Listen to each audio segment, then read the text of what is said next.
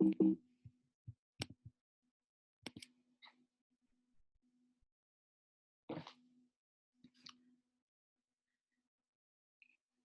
guys, my name is Nelina Tavares, and today I'm going to be telling you guys a little bit about special vulnerable populations, specifically people with disabilities and severe maltreatment of people with disabilities. What is a special vulnerable population? People with disabilities are considered a vulnerable population, and vulnerable population means a group of people that can be taken advantage of or easily manipulated. People with disabilities are often underrepresented or wrongfully represented within populations and society. People with disabilities. A disability can be defined as a mental or physical limitation. People with disabilities often get abused and neglected for being different or not being society's definition of normal. Some common disabilities include autism, cerebral palsy, Down syndrome, and dwarfism.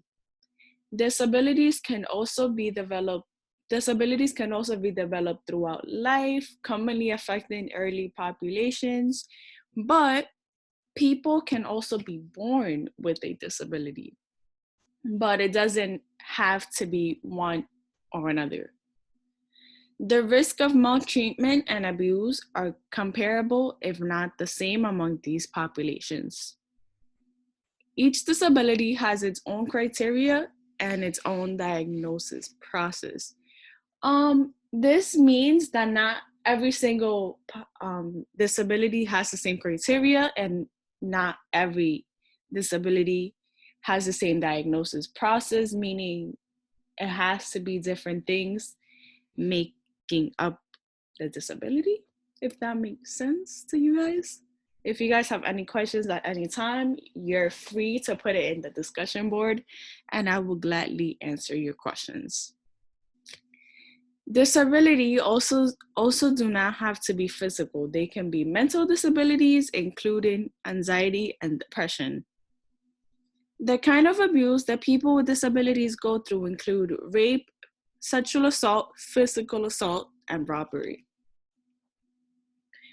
The picture on the left shows a couple different types of disability, and I'll walk you guys through them. The first one is attention deficit hyperactivity disorders, blindness or low vision, brain injuries, deaf, hard of hearing, learning disability, medical disabilities, physical disabilities, psychiatric disabilities, speech and language disabilities. The picture on the right shows kind of a percentage of the people that make up this population.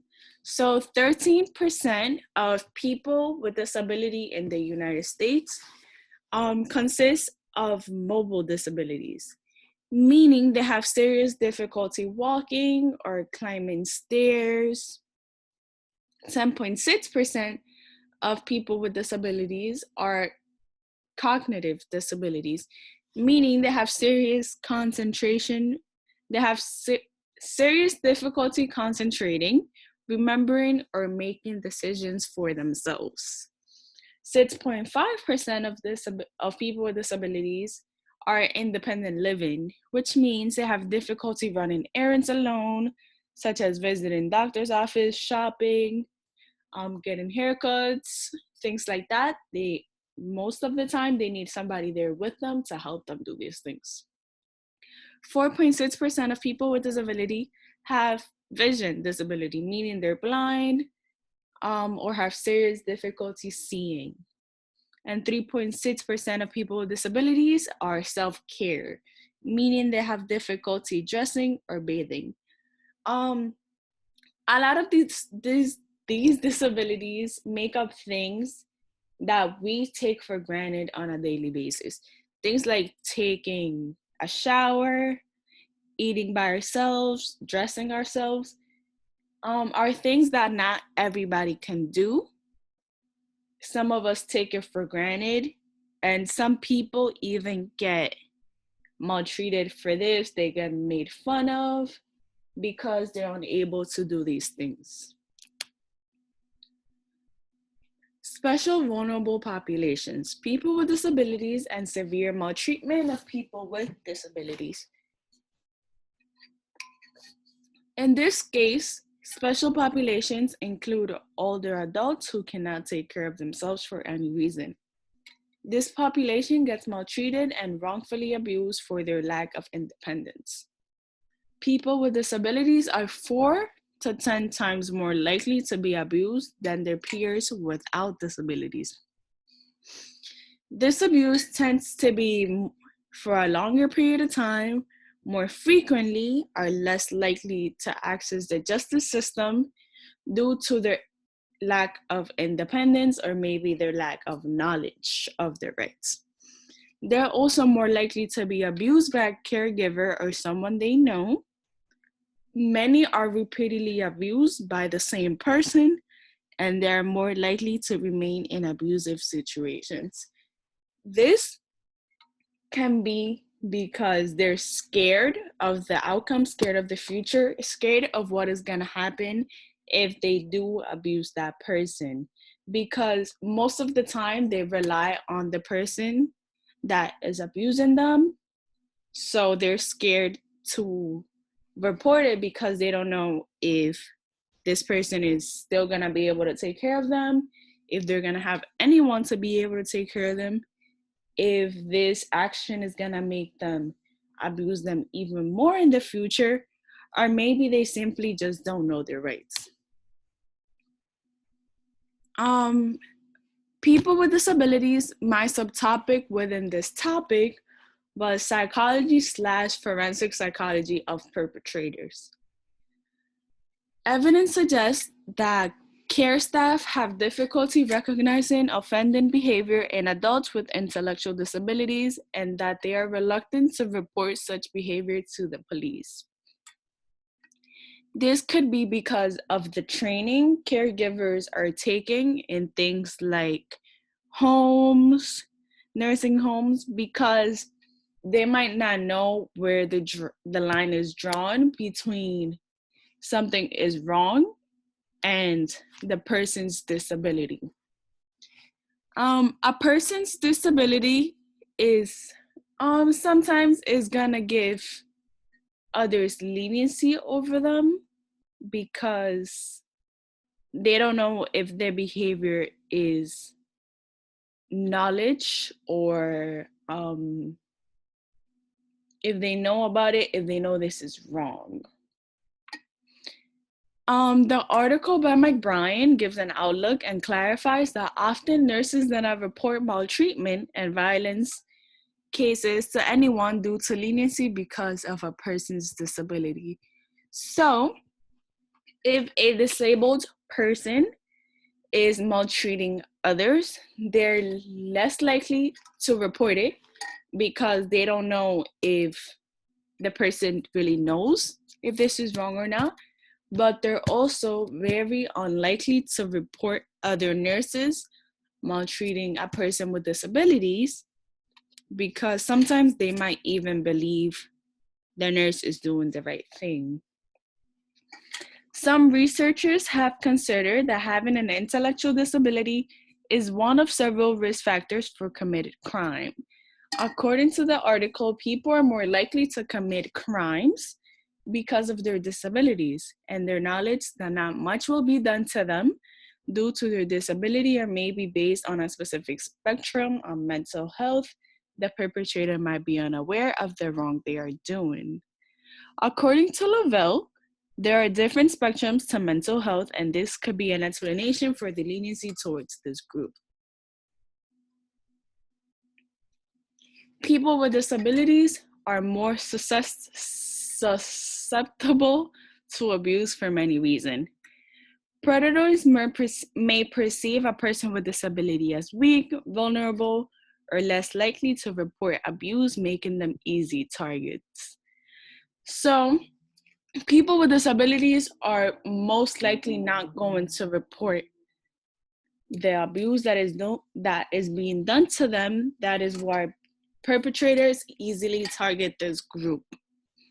People with disabilities are often isolated and dependent on a small circle of friends or caregivers for critical support, including assistance with basic physical needs. These same caregivers are often the abusers, which poses a difficult decision for the victim, who is required to choose between the potential for continuing abuse and an uncertain future.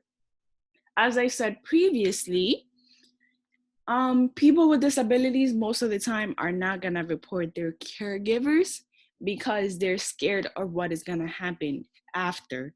They don't know if this person is no longer gonna take care of them. They don't know if there's gonna be anyone else to take care of them.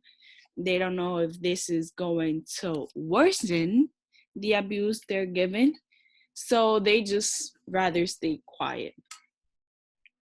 Many people with disabilities live in segregated environments, such as group homes, where abuse can occur and be hidden more easily. This is a segregated space because people with disabilities are often just put there and they're not really given many opportunities. In addition, victims who are more abused in group settings may have limited access to police, advocates, medical or social services representatives, or others who can intervene and help. People with limited communication abilities and cognitive disabilities may find it difficult to report abuse effectively. Many people with disabilities are afraid that they will not be believed when they do report the abuse. Many people with disabilities have been verbally abused, resulting in low self-esteem, and in some cases, I believe that the abuse is somehow deserved. It is easier to abuse or exploit someone if you inherently believe that people with disabilities are less human, less valuable, or don't contribute anything to society. This picture shows the power and control of a disability. So, people with disabilities often get emotional abuse, isolation, minimized, denied rights, and blamed for things. They get sexually abused. They get economic abuse because they don't have the same economic opportunities a person without a disability would. For example, they don't have as many job options as a person without a disability. Privilege, others take privilege over them because their disability minimizes them, or others make believe this. They are threatened because of their disability. They also don't, sometimes they're not given the support or their treatment they need for their disability. Abuse can take many forms, ranging from physical or sexual assault to bullying, emotional abuse, that are more difficult to prove but whittle away at a person's dignity and sense of worth.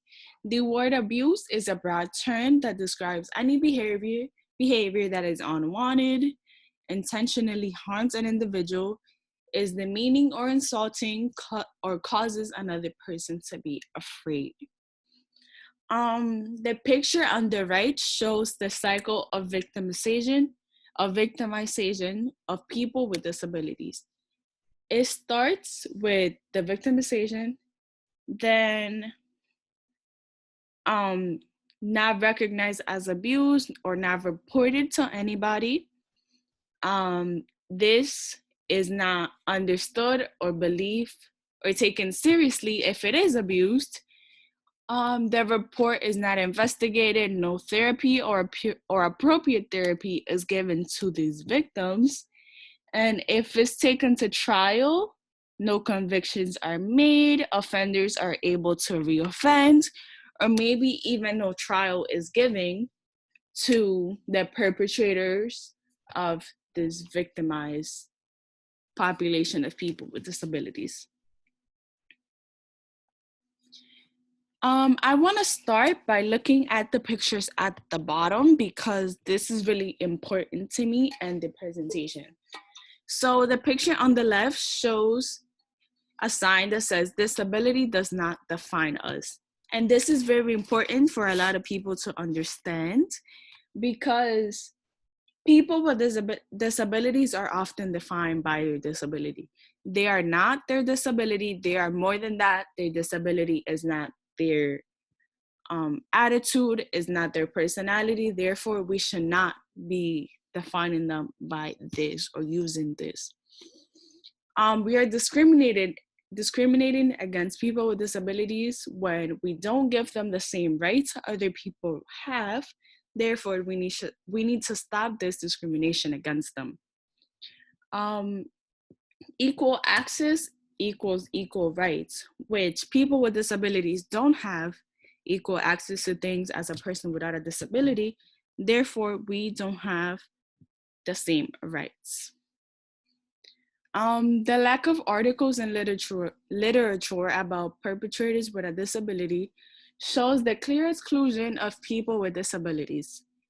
Prisoners with intellectual disabilities are excluded from aspects of the prison regime designed to help prisoners address offending behaviors.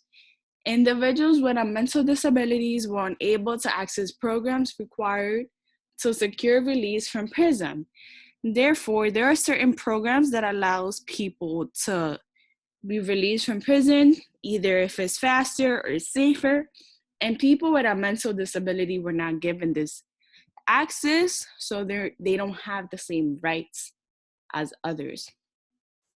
Failure to give people with disabilities the same advantage everyone else gets keeps them from obtaining the same rights and opportunities. This is the end of my presentation. Thank you guys for watching. Thank you guys for stopping by. I'm gonna be posting some questions in the discussion board. Feel free to answer them. If you guys have any questions, feel free to post them in the discussion board and I'll gladly answer them. Thank you guys for coming.